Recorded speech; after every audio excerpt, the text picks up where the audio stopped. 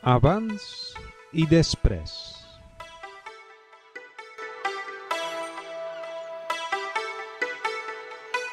Hi havia una vegada una visitant que va anar a un mestre.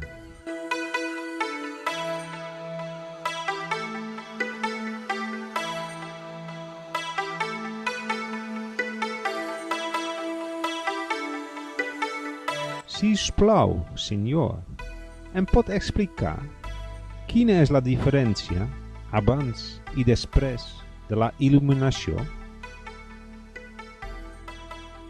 El mestre va respondre: abans de la il·luminació, portar aigua i tallar llenya. Després de la il·luminació, portar aigua i tallar llenya.